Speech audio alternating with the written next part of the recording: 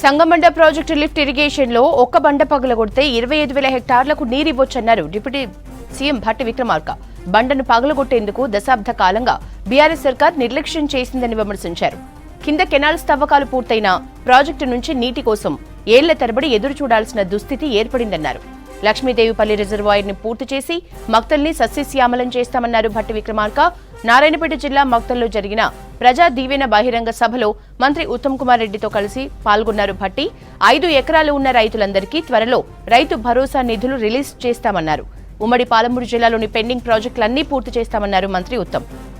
ఇటువంటి సంగమండ ప్రాజెక్టుకి సంబంధించి లోయర్ లెఫ్ట్ కెనాల్కి సంబంధించి బండ పగలగొడితే దాదాపు 25,000 ఎకరాలకి నీళ్లు పారటానికి అవకాశం ఉండి కూడా కింద కాలం అంతా పూర్తయింది.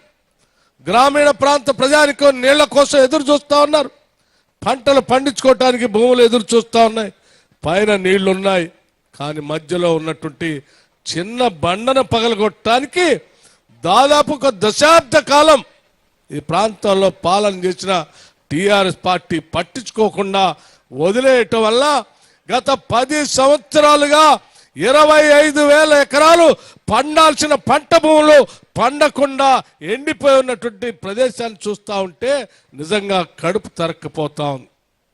ఈరోజు ఓషన్ చందర్ రెడ్డి గారు అట్లాగే శ్రీహరి గారు ప్రత్యేకంగా హైదరాబాద్లో ఉత్తమ్ కుమార్ రెడ్డి గారిని కలిసి నీటిపారుదల శాఖ మంత్రుల దృష్టికి తీసుకొని వచ్చి ఈ రాష్ట్ర ముఖ్యమంత్రి రేవంత్ రెడ్డి గారి దృష్టికి తీసుకొని వచ్చి వీళ్ళందరూ కలిసి సంగమండ సంబంధించినటువంటి చిన్న కార్యక్రమం ఒక 12 కోట్లు రిలీజ్ చేస్తే ఆ బండ పగలగొడితే 25,000 ఎకరాలకి నీళ్ళు ఇవ్వటానికి అవకాశం ఉంటుంది.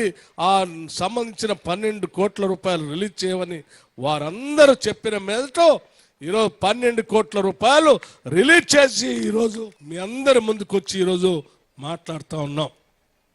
మిత్రులారా, 12 కోట్లు ఇవ్వటం కంటే కూడా రేపొద్దున ఈ బండ పగిలి ఆ బండ పగిలిన ప్రాంతం నుంచి రిజర్వాయర్ నుంచి నీళ్లు గలగల ఇక్కడి నుంచి పారుతూ కింద పంట పొలాలకు పారుతూ ఉంటే ఆ చూసే ఆనందం అంతకంటే కావాల్సింది ఏమీ లేదని కూడా మీ అందరికీ సవినయంగా మనవి చేస్తా ఉన్నాం.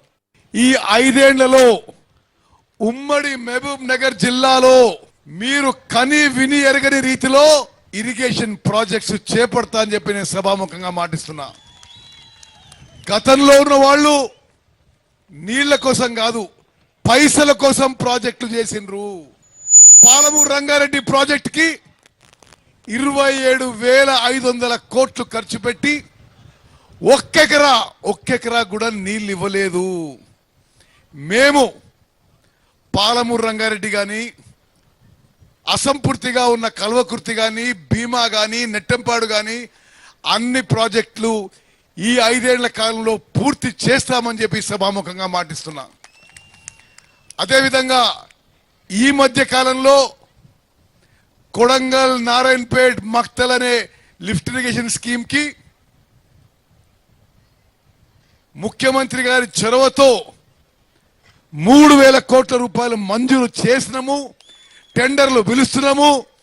దాని కింద మక్తల్కి 30,000 ఎకరాల కొత్త ఆయకట్టు వస్తుందని చెప్పి కూడా నేను మనం చేస్తున్నా.